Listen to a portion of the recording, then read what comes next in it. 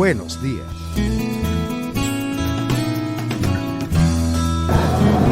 Pronto se va a conmemorar, para algunos, celebrar para otros, los 240 años de la fundación de la Universidad de los Andes. La Universidad de los Andes se fundó, para unos, el 29 de marzo de 1785, como una acción bastante de avanzada del primer obispo de nuestra diócesis, Fray Juan Ramos de Lora. Para otros no fue así, para otros fue el 21 de septiembre de 1810, como una decisión de la Junta Pro Defensa de los Derechos de Fernando VII, que recuerdan ustedes había pasado por aquellos momentos duros ante la llegada de los Bonaparte a España, y esa Junta Pro Defensa, su primer decreto, 5 días después de levantarse contra ese reino de España y contra el gobierno de Maracaibo a la vez, pues decreta la creación de la Real Universidad de San Buenaventura de Mérida de los Caballeros. Bueno, en cualquiera de los casos, el 29 de marzo de 1785 es una fecha de referencia, son 240 años. 240 años son del origen de una universidad. Y qué mejor compañía para conversar sobre ese tema y los temas universitarios que la profesora Mayra Duque. La profesora Duque es abogada litigante con 29 años de servicio al foro jurídico local, pero adicionalmente es profesora de la Facultad de Ciencias Jurídicas y Políticas de nuestra Universidad de los Andes. Buenos días, gracias por haber aceptado nuestra invitación en el marco de estos días, 240 años de la Universidad de los Andes. ¡Wow! 240 años que se dicen fácil, pero ¿cuántas vicisitudes ha pasado la Universidad de los Andes en 240 años? Y la primera, la acabas de mencionar, todavía no tenemos un criterio unánime de cuándo exactamente es la fecha de fundación de la Universidad de los Andes, porque tenemos esta fecha, 29 de marzo de 1785, como la fecha en la que se funda el Colegio Seminario. El Colegio Seminario, posteriormente, por decisión de una junta gubernativa, el 21 de septiembre de 1810, es que la convierten en universidad.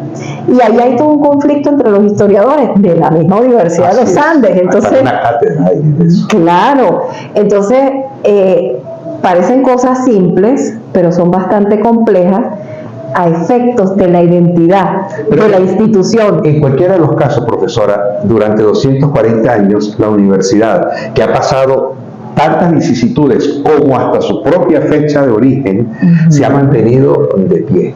Y yo creo que lo ciertamente significativo es la universidad de pie en estos 240 años, en el marco de aquellas vicisitudes, de medianas vicisitudes y de estas vicisitudes. Indudablemente, porque está muy arraigado en el andino y en Venezuela, en líneas generales, que la educación es fundamental para el desarrollo del país, para el progreso. Entonces, a pesar de que las condiciones socioeconómicas de la actual universidad no son las más favorables, seguimos defendiendo la educación como el medio idóneo para salir de las condiciones de pobreza y las condiciones de desigualdad en la sociedad.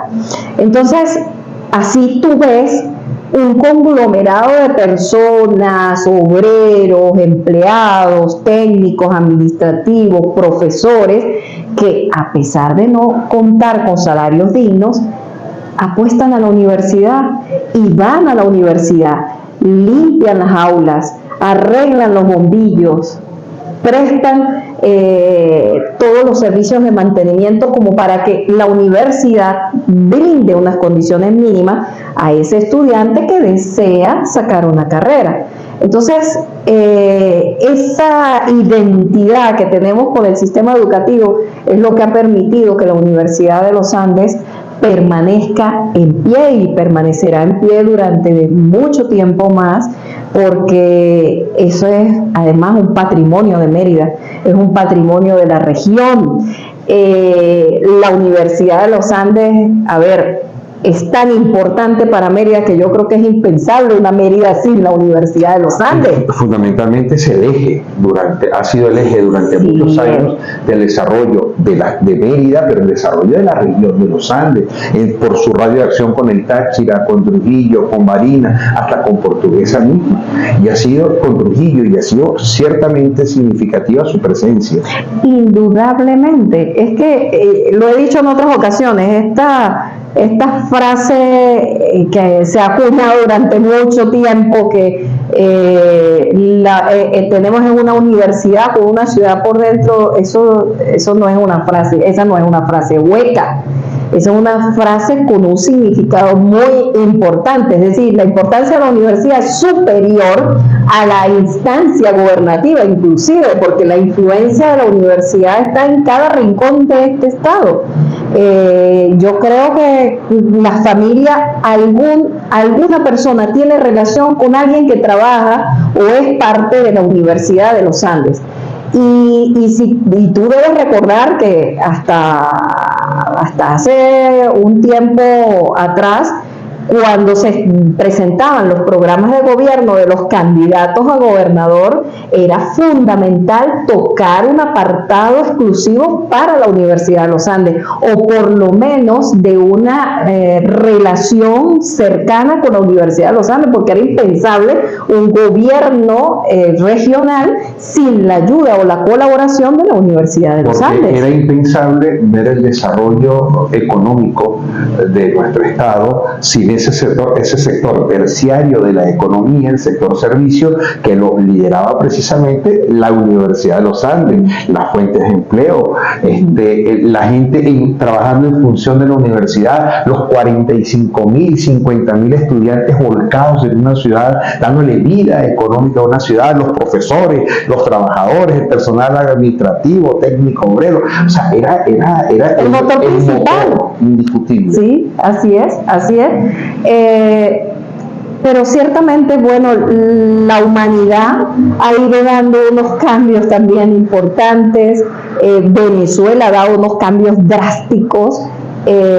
Nuestra región ha dado también unos cambios, y la universidad pues también le ha tocado irse adaptando a trancas y a mochas a parte de esos cambios, y todavía pues le queda mucha tarea por hacer.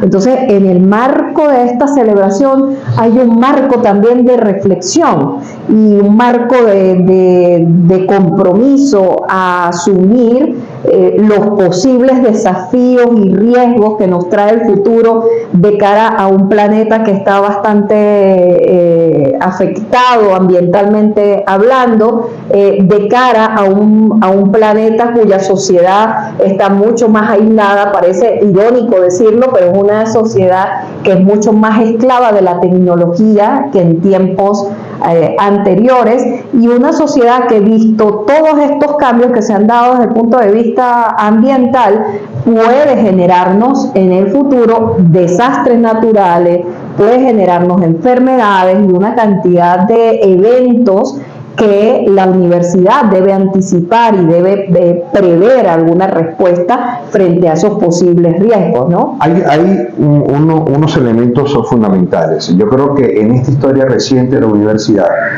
cada vez que tengo la posibilidad de entrevistar a un universitario, que lo hago con mucha frecuencia, reconozco o ubico como un punto de inflexión en la universidad, de esa universidad victoriosa, de esa universidad grandilocuente, de esa universidad crecida, de esa universidad henchida, de esa universidad feliz.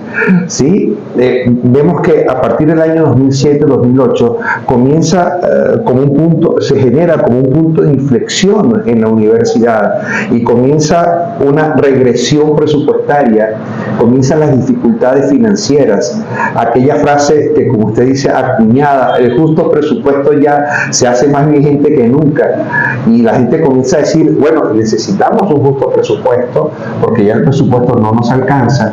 Y luego de eso vino prácticamente una intervención de la administración universitaria hasta llegar a lo que hemos llegado hoy, una intervención a ultranza de las nóminas de la universidad, dependientes de un plan, del plan de la patria, etcétera, etcétera, etcétera. ¿Cuál es la visión de la profesora Duque sobre esa universidad que parece que es víctima de una política pública contraria al cumplimiento de su misión, de su visión, de sus objetivos? Bueno, indudablemente hay un arrinconamiento del libre pensamiento que se da dentro de la universidad.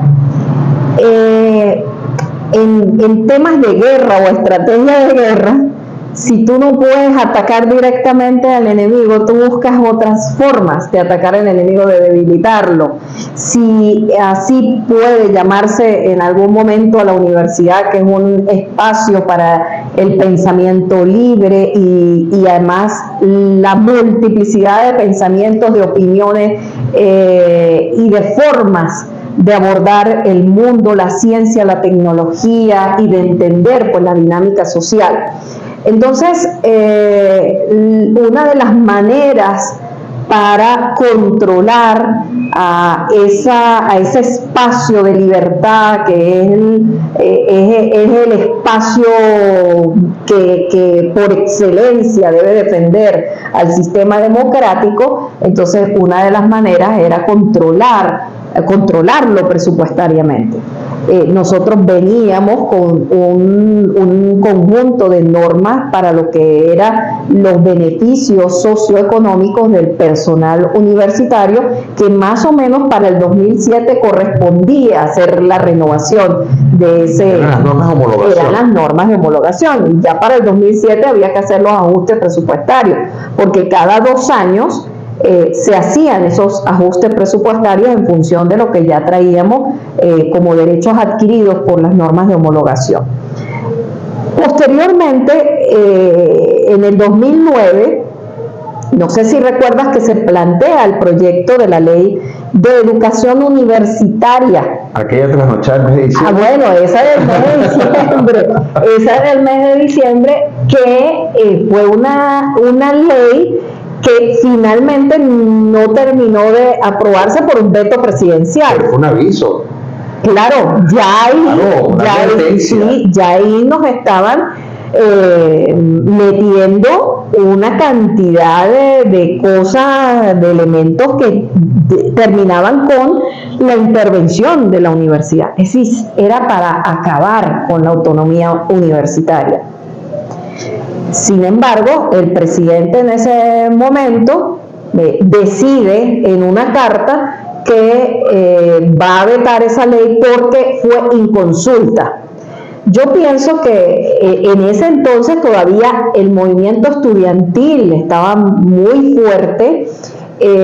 Había todavía un número importante de estudiantes en todas las universidades autónomas que se hacían escuchar, y era importante pues en las manifestaciones estudiantiles. Entonces no era tal vez el momento político adecuado para plantearse esa reforma de la ley de educación universitaria, y muy hábilmente el presidente de la República la veta y queda engavetada.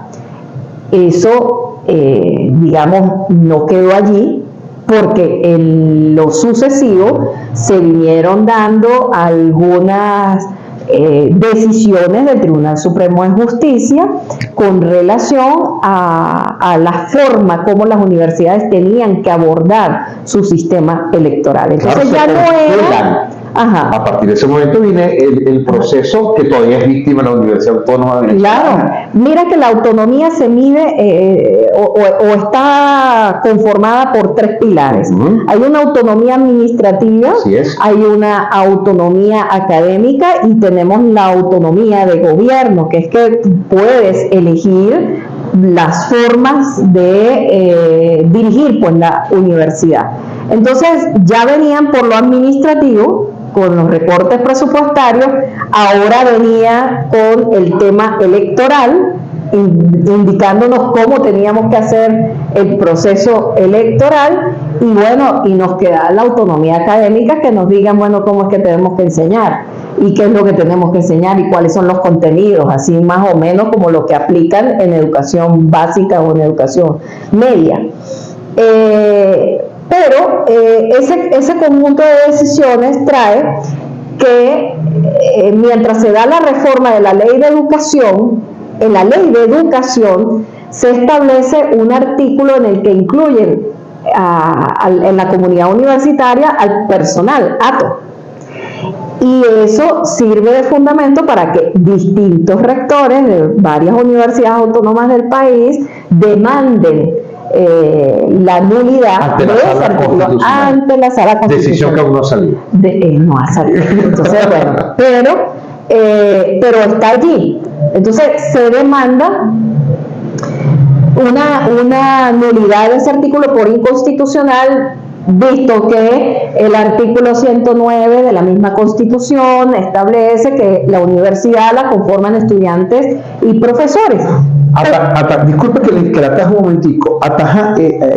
Atacando a la universidad, filtrando o perforando la autonomía universitaria en lo administrativo y en lo electoral, respetando por ahora lo académico, como usted lo acaba de señalar, es una manera de arrinconar la democracia en Venezuela. Es una forma de impedir el libre pensamiento, el libre debate, el debate no ideologizado, el debate libre. Claro, por supuesto. Por supuesto, es que en la universidad, primero, el solo hecho de que nosotros respetemos todas las ideologías, corrientes de pensamiento, formas de abordar los problemas universales, es un respeto. Nos tratamos de par a par y ahí no hay maltrato, ahí, digamos, hay unas observaciones críticas, pero que se hacen desde todo lo que comprende el marco científico, bajo una rigurosidad. Es decir, hasta la crítica tiene una rigurosidad dentro de la universidad. No es criticar por criticar o desmontar por desmontar. Se desmonta una teoría porque existe otra que la supera y existe prueba y es verificable, en fin. Entonces, esa libertad que tiene todas estas corrientes de pensamiento dentro de la universidad les permite mostrar lo bueno y lo malo de un sistema de gobierno. En libertad. En libertad, ¿sí? Y en ese espacio universitario se supone que nadie te tiene que condenar porque tú muestras tu posición haciendo una observación crítica, por ejemplo, de un sistema de gobierno. ¿Y eso es una política pública contra la universidad? Bueno, yo no diría si es directa o es indirecta, pero evidentemente hay una política contra las universidades, indudablemente. Eso se ve no solo por el recorte presupuestario, se ve porque no hay atención en los temas de beneficios salariales para todo empleado universitario. Y se ve por las constantes decisiones de sala impidiendo a las distintas universidades del país elegir sus propias autoridades. Entonces, toman unas decisiones y hay defensa por parte de las universidades, pero las salas no deciden y se quedan esas causas ahí en un limbo jurídico sin ningún tipo de solución. Y nada, ni hay elecciones, ni hay alternativas, ni avanzamos absolutamente en nada. Entonces, como copiando o intentando copiar dentro de la universidad lo que ocurre también en otras instancias nacionales, donde no importa si no se celebran elecciones, no importa si no se respetan las garantías electorales, no importa si ya su plazo está vencido, no importa, o sea, no importa el Estado de Derecho. Y eso es contra lo que nosotros enseñamos, porque nosotros dentro de la universidad enseñamos valores democráticos, enseñamos a respetar el Estado de Derecho, enseñamos de legalidad, enseñamos de justicia, enseñamos de equilibrio, enseñamos el respeto a los derechos humanos. ¿Cómo podemos permitir algo distinto en la universidad? Eso no está permitido. En nuestra corriente de pensamiento no está permitido que aceptemos violaciones de derechos humanos o que se desmantele el Estado de Derecho o que no se respete la justicia o que no se provea lo necesario para garantizar las elecciones dentro de las universidades, o que no se respete la voluntad popular, o que no se respete la soberanía. Eso es contra las distintas corrientes de pensamiento que nosotros favorecemos dentro de la universidad. Yo termino como comencé este primer segmento de esta interesante conversación con la profesora Mayra Duque. La universidad ha atravesado por muchísimos momentos difíciles, ciertamente complejos y complicados. Sin embargo, la universidad se mantiene de pie. Pese a estas dificultades, pese a haber allanado la autonomía administrativa, pese a haber prácticamente allanado la autonomía de las formas de gobierno y permitirle a los universitarios, cualesquiera que ellos sean, pues que elijan a sus gobernantes, pese a todas las dificultades, pese a un presupuesto que ciertamente ha ido en retroceso progresivo hasta tal punto de que no llegan los recursos para el funcionamiento normal y básico de la institución universitaria. Pese a todas esas cosas, la universidad se mantiene de pie, la universidad se mantiene de puertas abiertas, y la universidad le sigue dando respuestas en medio de la complejidad del momento a los grandes problemas que atraviesa la región, porque sigue siendo, y no de manera tácita sino de manera presente, un eje fundamental para el desarrollo de esta parte del país. Compromisos comerciales y la vuelta, la segunda parte de esta interesantísima conversación. Buenos días. Hay 3 o 4 momentos en la vida de la universidad, sobre todo en el tiempo más reciente de la universidad, que lo voy a pasar tangencialmente para llegar a un poco al tema actual. El primer momento, año 2014. El segundo momento, año 2017. Luego, instituciones en el mundo reflejan una situación humanitaria compleja en Venezuela. Tema de la ayuda humanitaria, también un tema muy hablado, debatido, discutido. Incluso algunos sectores gubernamentales hablaron de una batalla de los puentes. Y con esto, la llegada del COVID. El COVID llega a un paciente que ya tenía una enfermedad, tenía una patología muy particular. El COVID llega a Venezuela, pero no es llegarle a un paciente cualquiera, le llega a un paciente que ya estaba enfermo, que ya estaba tocado, y el COVID refleja una realidad muy dura para las instituciones que hacen vida en el país. Y en el marco del COVID, en el marco de aquella en el marco de la pandemia, en el marco de la cuarentena, en el marco de todo el mundo encerrado, la universidad, las instituciones, no solo la universidad, se ve la obligación de procurar renovarse, de no perder vigencia, de dar respuesta. La universidad comienza a pensar seriamente en renovarse. Y usted disculpe, profesores, y disculpen los universitarios, pero es que la universidad es paquidérmica, la universidad es lenta.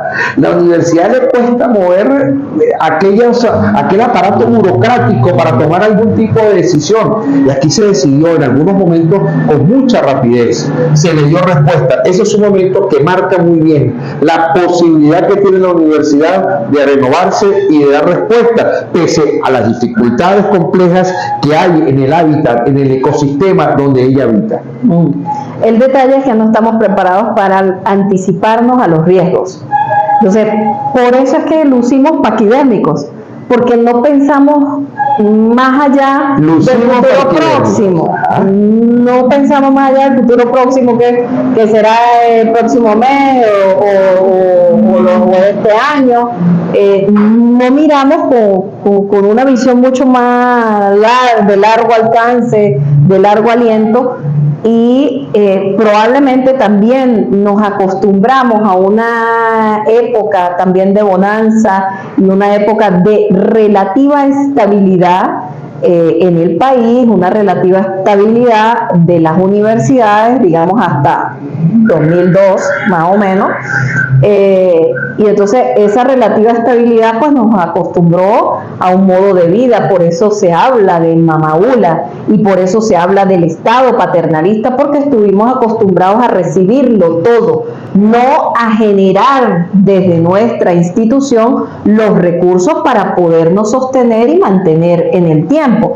Luego nos van metiendo rápidamente en unos cambios sociopolíticos que obligan a la universidad prácticamente a reinventarse por un lado y por el otro a sobrevivir, porque estas situaciones políticas indudablemente han afectado la institución en cuanto la comunidad universitaria también ha sido afectada, porque buena parte de las personas que participaron o estuvieron en esas manifestaciones eran gente joven, gente que era universitaria, que les tocó a partir del 2014 empezar a emigrar, y un montón de muchachos yéndose. Y ahí vimos nosotros disminuir las matrículas y vimos también disminuir la cantidad de docentes. Y los morralitos amarillos no se veían más en las carreteras de América Latina. Increíblemente, bueno, tú recordarás en la pandemia la cantidad de gente caminando las carreteras venezolanas para huir de esta crisis socioeconómica y política. Eso es parte de los temas que tiene que abordar también la universidad. Pero la universidad responde en el marco del COVID. Es que mira, claro, pero es que mira, hemos ido en una de sobrevivencia. O sea, hemos estado en un plan de sobrevivencia, no hemos podido avanzar más como quisiéramos. Más como va viniendo, vamos viendo. Más o menos así vamos. Porque en este momento, fíjate, ahora la migración no haya para dónde agarrar. Si nos están regresando un montón de gente al país, que además no la van a querer en ningún otro país, porque esta política migratoria hacia Venezuela y hacia otros países, pero especialmente a Venezuela, que es lo que nos interesa, va a obligar el retorno de mucha gente. ¿Y esa gente qué va a hacer? ¿Qué vamos a hacer con toda esa gente? ¿Dónde va a vivir? Ajá, ¿dónde va a vivir? ¿Y qué carro si vienen a reincorporarse a la vida universitaria, ¿está la universidad en capacidad y en condiciones para atender una matrícula elevada, un aumento de matrícula? Pero ¿con qué profesores? ¿Qué profesores estarían dispuestos a regresar a la universidad cuando no hay sueldo? Hay una decisión reciente sobre precisamente los profesores que están en el exterior, que deben presentarse en sus facultades.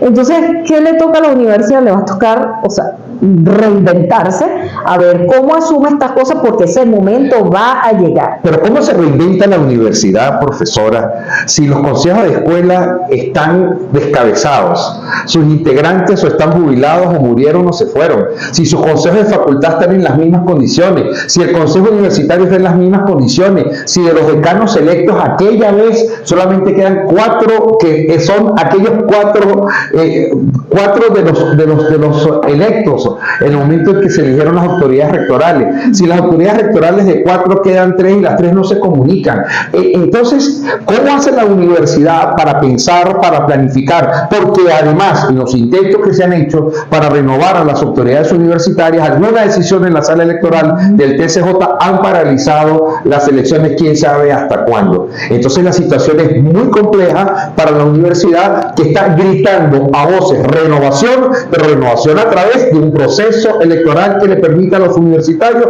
elegir nuevamente a sus autoridades. Bueno, es un llamado de conciencia. Es un llamado de conciencia. O sea, a ver, no son cualquiera, es decir, es la Universidad de los Andes, una universidad de 240 años, o sea, con una tradición democrática importante, que no puede estar de espaldas a su propia gente. Si la universidad está viendo esta crisis a lo interno, que no tiene profesores, no tiene consejo de escuela, no tiene consejo de facultad, no tiene decanos, porque la mayoría, y eso es verdad, es el encargado del encargado del encargado, entonces la universidad está muy mal. Estaríamos casi que a puntico de una intervención, porque no tenemos autoridades legítimas, por decirlo en palabras llanas. Entonces, obligantemente hay que proveer una alternativa a esa renovación de autoridades, porque es impensable una organización donde no exista unidad de criterios hacia un fin. La universidad cumple una función. ¿Cuál es la función? Educar. ¿Educar para qué? Educar para ser un marco de referencia, educar para proveer una solución o soluciones a los distintos problemas locales, regionales, nacionales. Entonces, para poder cumplir esa función, nosotros tenemos que tener unidad. Y esa unidad no se puede construir teniendo unas autoridades que no se hablan, que se maltratan internamente y que cada quien hace lo que le parece o lo que cree conveniente desde su parcela de acción. Entonces, el resto de la universidad va prácticamente en modo automático, modo avión. Como vaya viniendo, vamos viendo, y las autoridades también en muchas ocasiones en una posición de laissez-faire o laissez-passer, dejar hacer y dejar pasar porque no podemos hacer más nada. Entonces, esa no es la universidad que queremos. Esta universidad bicentenaria requiere cumplir unos estándares de calidad y además cumplir con ese marco de referencia que exige la nación para salir adelante. Entonces, creo que es un tema de conciencia, ¿no? Es un tema de conciencia. Mire, profesora, ahorita usted estaba hablando y yo estaba sacando la cuenta.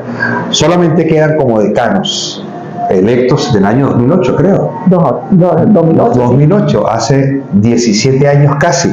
El decano de Odontología, el decano de la Facultad de Ciencias Económicas y Sociales, el decano de Arquitectura y el decano de Medicina. Los demás decanos son el encargado, el encargado, el encargado. ¿Ok? Muchos de esos encargados murieron en el intento, otros se han mantenido, pero llegamos entonces a un tema que yo creo que es un tema vital en este momento, en los 240 años de la universidad, las elecciones universitarias. Se hizo una convocatoria luego de un accidentado proceso para llegar a un reglamento transitorio. Accidentado porque fue casi que con presión externa que se aligeró la comisión para obtener el reglamento transitorio. Ese reglamento transitorio cumplía un poco con lo establecido según el reglamento de la Universidad Central de Venezuela, que fue el reglamento que permitió las elecciones en esa universidad, y venía un poco con la dificultad de la suspensión de las elecciones en la Universidad de Carabobo, pero se hizo el intento este año, el año pasado, en abril, antes de abril del año 2024, de convocar a unas elecciones universitarias. Esas elecciones fueron detenidas por una decisión de la sala electoral del TCJ, que buscó en un archivo, consiguió una carpeta que decía Universidad de los Andes, abrió y decía, solicitamos que los candidatos decanos también puedan ser los profesores jubilados y pensionados. Esto es, no cumple, se paran las elecciones universitarias hasta nuevo aviso. ¿Quién sabe hasta cuándo? Luego, y debo decirlo con mucha responsabilidad, se aligeró la decisión por parte de la Comisión Electoral Central, que sin haber recibido la correspondiente notificación del TSJ, decidió que había que suspender las elecciones porque había que suspenderlas. Pero usted fue notificado, no, pero hay que suspenderlas. Ok, perfecto. Y entonces eso hizo que se corrieran los términos, lamentablemente, para la Universidad de los Andes, y la única persona que llegó al TSJ con una carpeta bajo brazo fue usted en los tiempos establecidos. Cuénteme un poco ese recorrido de esas elecciones fallidas, de esa decisión del TSJ, y qué ha pasado con las elecciones en la Universidad de los Andes. Bueno, en esa necesidad de conocer la realidad de lo que estaba ocurriendo. Yo digo que usted llegó con una carpeta bajo el brazo, porque me parece que fue así, ¿no? Sí, claro. Porque como abogado no nos conformamos, no me conformo con lo que me muestra los medios de comunicación. Yo tengo que ser mucho más acuciosa y buscar cuál es el trasfondo. Entonces, obligatoriamente había que ir a ver el expediente, porque lo que en los últimos años ha venido ocurriendo con el Tribunal Supremo de Justicia y los distintos tribunales del país es que publican es un extracto de la decisión, pero no te publican la motivación completa de la sentencia. Entonces, pues eso no te dice mucho. Entonces, obligantemente hay que apersonarse, pedir el expediente, revisarlo y mirar qué es lo que hay. Sobre todo porque a veces se construyen enemigos, como lo decía Humberto Eco, construir el enemigo, y se construyen unos enemigos fantasmas, invisibles, y nos hacen creer que tenemos un enemigo cuando en realidad el enemigo está aquí adentro. Cuando me presento en el Tribunal Supremo de Justicia, la primera sorpresa es que no tuve ningún tipo de objeción para que me prestaran el expediente, cosa que acá se había dicho que no permitían el expediente, y yo pedí el expediente, me lo facilitaron, lo pude revisar y pude hacer los ajustes para presentar la oposición a la medida cautelar. ¿Cuántas oposiciones habían antes de la oposición suya? Ninguna. Perfecto. Absolutamente nada. Ni siquiera la revisión del expediente. No había absolutamente nada. Ojo, es la Universidad de los Andes, segunda universidad más importante del país. Debe tener un servicio jurídico fortalecido. Debería. La Facultad de Ciencias Jurídicas es de las más antiguas de la universidad, casi que a la par que con la fundación. ¿Y aquí qué pasó? ¿Dónde están los abogados de la Universidad de los Andes o los defensores de la Universidad de los Andes? Entonces, bueno, hicimos lo que a mí me dictó la conciencia en su momento.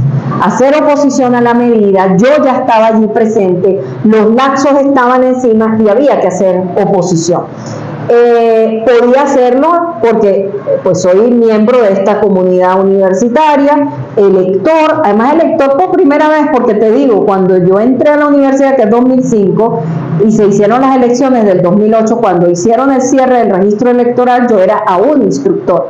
Entonces el instructor no tenía derecho a votar, yo no voté en las elecciones del 2008. Para mí van a ser las primeras elecciones en las que participaría en tanto elector. Entonces eso me permitía ser parte de la causa, revisarla y ejercer los recursos que el derecho me permitía para oponerme a esa medida. Y bueno, lo demás ha sido historia. ¿Hubo respuesta a esa oposición que usted no ha habido respuesta. Está engavetado. ¿La hizo en los términos? La hice en los tiempos. Sí, está hecha en los términos, ajustada a derecho. Posteriormente la Universidad de los Andes hizo oposición. Lo hizo sacando las cuentas a partir del momento en que llegó la boleta de notificación a Mérida. Pero es que ya cuando llegó la boleta de notificación, ya ellos se habían dado por notificado de manera tácita. Ahí estaba el error. Ahí es donde queda extemporáneo lo que ellos plantean.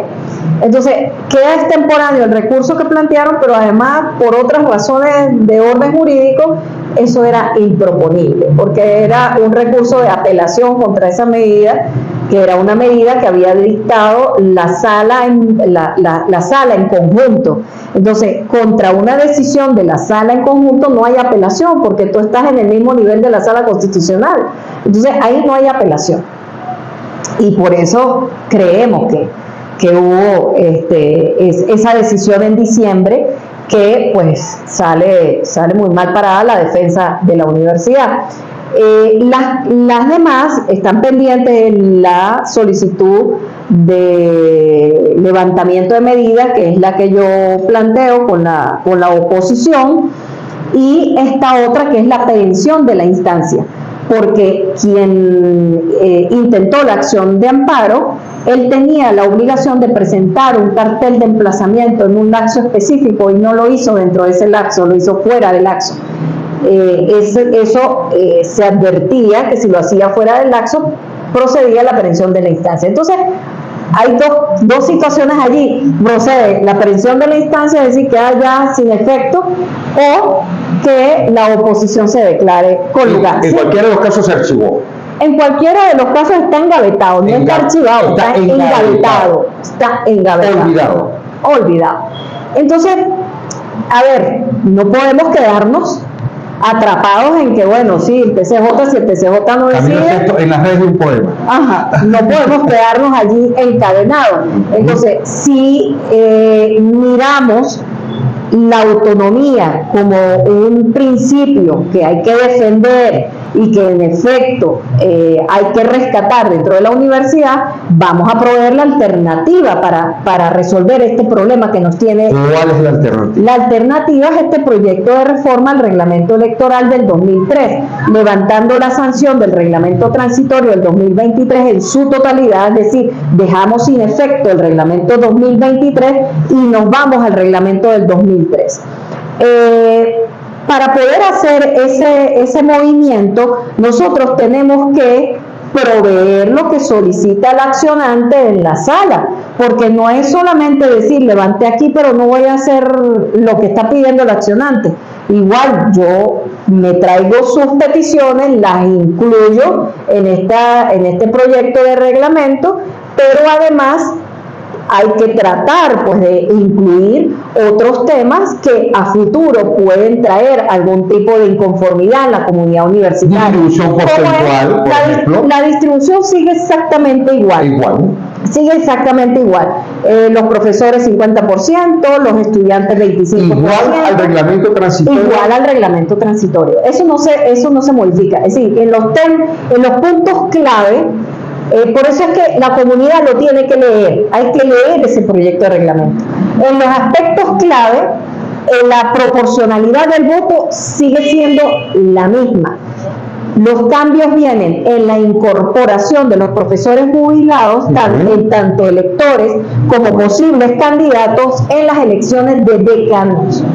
Entonces, se incorporan los profesores jubilados, pero a su vez se incorpora el personal ATO con una representación en los órganos de cogobierno, es decir, en los consejos de facultad y en los consejos universitarios, porque siendo a elegir y ser elegido. Siendo justo, si tú vas a ser un elector, tú tienes que tener la representación para cuidar esos votos de ese elector. Y cierra un posible espacio donde pueda haber otra impugnación. Exactamente. Correcto. Entonces, ese reglamento, en los aspectos claves, es que el personal ATO va a tener una representación tanto en la Comisión Electoral Central como va a tener representación en los órganos de cogobierno. Esos son fundamentalmente los cambios que propicia el reglamento, pero no hay que copiar. ¿Cuál es la situación de ese reglamento transitorio? Fue llevado al Consejo Universitario, el Consejo Universitario lo recibe en su seno, como es habitual, nombra una comisión y pasa. Así quedó. O sea, que descanse en paz. Bueno, entonces ahí se corrobora la hipótesis de que el enemigo es interno. Que no hay que construir enemigos. Ajá, no hay que construir el enemigo, hay que resolver internamente. Pero eso quiere decir que el gobierno está cómodo con las actuales autoridades universitarias que prefieren hacer elecciones. Pregunto. Es que yo no me atrevería ni a decir qué piensa el gobierno, porque es que, a ver, ellos están tan entretenidos en tanto lío que hay a nivel nacional, que yo creo que la universidad para ellos en este momento eso no es de importancia. Dirán, bueno, que resuelvan ellos allá sus problemas, ellos verán qué hacen. Por nuestra parte, ellos no hacen nada. Ya lo que tenían que hacer contra las universidades ya lo hicieron. Entonces ya queda de nuestra parte y nos vamos a quedar así. No vamos a hacer nada. Eso está como alguien que me decía, no, pero es que aquí, si se acabó la democracia, aquí no podemos hacer nada, se acabó la vida, se acabó la justicia y se acabó la autonomía. Frase que se llama el fin de la historia. El fin de la historia. No, por favor. Mira, yo soy de la idea de que tú no puedes quedarte inmóvil, porque si te quedas inmóvil no va a pasar absolutamente nada. Si quieres un cambio te tienes que mover, algo tienes que hacer. Y para moverse tiene que haber una fuerza, ¿no? Ahí tiene que haber una fuerza, es la ley de Newton. Normal. Es, tal cual. La profesora Mayra Duque, en esta mañana de Buenos Días por la televisora Unidad de Media. Compromisos comerciales y a la vuelta, parte final de esta interesantísima conversación. Buenos días. parte final de esta muy buena conversación con la profesora Mayra Duque, muy frontal, muy clara. Sí, yo creo que es muy claro, porque uno cuando conversa con usted, profesora, y yo lo digo sin, diría Lester Rodríguez Herrera, sin que se me mueva ningún musculito, yo digo que hay gente que a uno lo engaña. Cuando uno entrevista a alguien, a uno lo engaña y le caen a mentiras, y hay gente que dice la verdad, y usted nos ha dicho la verdad, y hay gente que nos ha mentido, pero eso es normal. La gente cuando ve los programas de televisión ve quién miente y quién dice la verdad, y eso a mí me gusta mucho, que aquí se desnuda la verdad de la gente y la mentira de la gente. Mire, profesora, hay un reglamento electoral que no es transitorio, que ha sido entregado al Consejo Universitario. El Consejo Universitario ha nombrado una comisión, además se lo ha enviado a la Comisión Electoral, presuntamente, para que haga las revisiones del caso, y a partir de ahí se tomen algunas secciones. Entre esas secciones, aprobarlo, hacer el cronograma y convocar nuevamente a elecciones. Nada tiene que ver los procesos electorales con los procesos universitarios, porque la universidad tiene, abro comillas, cito a la profesora Duque, autonomía administrativa, autonomía académica, autonomía para elegir sus formas de gobierno y a sus gobernantes. ¿Ok? De manera que no tiene nada que ver una cosa con la otra. ¿Hacia dónde va la universidad entonces en este momento? ¿Cuál es el destino de la Universidad de los Andes? Bueno, al cambio, obligatoriamente. La universidad tiene que ir hacia el cambio para bien. Nosotros estamos haciendo nuestra parte para que se provea ese cambio, y ese cambio va hacia la reinstitucionalización de la Universidad de los Andes, volver al orden que teníamos en cuanto a valores, a principios, a cultura, estructura, a la identidad. Se perdió el orden en la Universidad de los Andes, y se ha perdido el orden en líneas generales, y se ha perdido la institucionalidad en líneas generales. Pues nosotros no podemos abarcar todo el país, tenemos que, en lo que nos corresponde, en nuestro campo de acción, recuperar lo que a nosotros nos corresponde, que es la institución académica, volver a ese orden de una institución cuya función principal es la academia, para ser un marco de referencia de los distintos planteamientos o procesos para las soluciones o respuestas a problemas de nivel local, regional o nacional. Esto nos obligará en un futuro próximo a estudiar, bueno, con qué personal estamos contando, qué recursos nosotros tenemos, qué está demandando el país que verdaderamente requiere formación, qué están demandando hechos nacionales importantes como por ejemplo la migración forzada, qué están demandando hechos internacionales también importantes con la violación recurrente de derechos humanos, con instituciones internacionales que tampoco son efectivas para evitar las constantes violaciones de los derechos humanos. Si esto ocurre a nivel internacional, ocurre a nivel nacional, ocurre con las instituciones, el desmantelamiento del Estado de Derecho.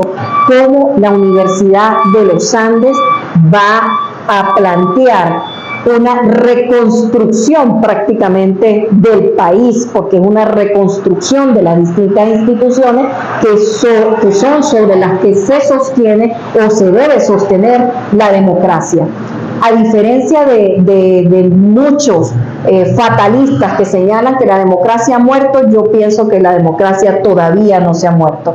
La democracia ha sido atacada de muerte, pero todavía nosotros podemos defender los valores democráticos de abajo hacia arriba, y la universidad enseña valores democráticos. Con el ejemplo nuestro, nosotros tenemos que proveer a otras instituciones de los recursos y de las instrucciones o las orientaciones necesarias para que se rescate la democracia. Es muy importante lo que tú has señalado. La universidad no es una institución política, La universidad es una institución académica, la universidad tiene autonomía para elegir sus formas de gobierno. Entonces, hagamos uso de esa autonomía en su justa magnitud y hagamos lo mejor por esta universidad, rescatemos la universidad, porque rescatando la universidad, rescatamos la educación, rescatamos valores democráticos,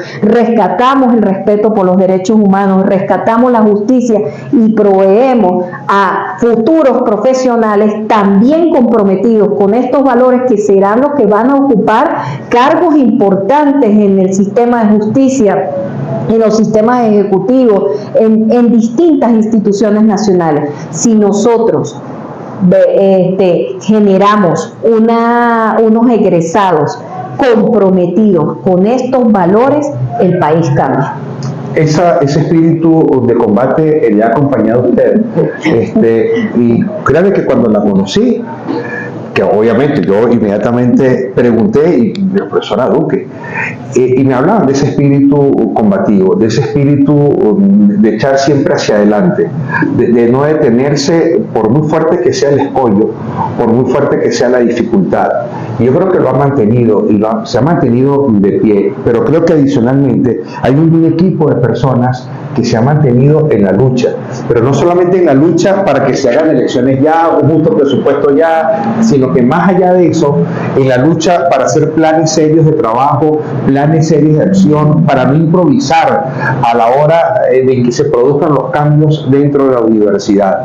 Y eso hace muy pertinente lo que ustedes expresan, lo que usted expresa y señala. Tener una universidad pertinente, una universidad que provoque las soluciones a los problemas diarios que nos aquejan a nosotros, los de aquí, que le dé un problema, una respuesta al problema del agua, y que le dé una respuesta al problema de la electricidad, y que le dé una respuesta al problema del asfalto, y que le dé una respuesta al problema ambiental y a los grandes problemas que usted citaba. Que eso no nos llegue de golpe, sino que la universidad tenga la posibilidad de adelantarse y generar los planes de acción que permitan dar respuesta a esos grandes problemas por los que atravesamos y por los que vamos a atravesar. ¿Alguna palabra final en esta mañana? Bueno, no, agradecerle a la cantidad de hombres y mujeres que dentro de la universidad hacen posible que la universidad esté abierta. Ese reconocimiento que acabas de hacerme, mira, es el reconocimiento para mucha gente, para héroes invisibles, no están ni en las redes sociales, ni están en los medios de comunicación, pero que esta universidad se mantiene con muchas personas. Somos más los buenos y los que queremos una universidad de calidad y de excelencia. Los buenos somos más, claro. Y todos merecemos reconocimiento. Y si hay una acción reaccionaria y rebelde, es tener la universidad abierta. Sí. Definitivamente. Así es. Bueno, el mensaje final: mantener la fe, la esperanza, la actitud positiva, que sí se puede, que lo vamos a alcanzar, pero que hay que trabajar duro todos los días por el objetivo, que es defender la universidad, defender los valores democráticos y defender este país, porque este país es hermoso, es maravilloso, nuestra tierra, nuestra casa. Vamos a defenderla. ¿Habrá elecciones? Sí, claro que sí. Tienen que haber. Sí, van a haber elecciones. Sí. Gracias, profesora. Y ustedes, muchísimas gracias por la atención. Feliz resto del día. Televisora Andina de Mérida presentó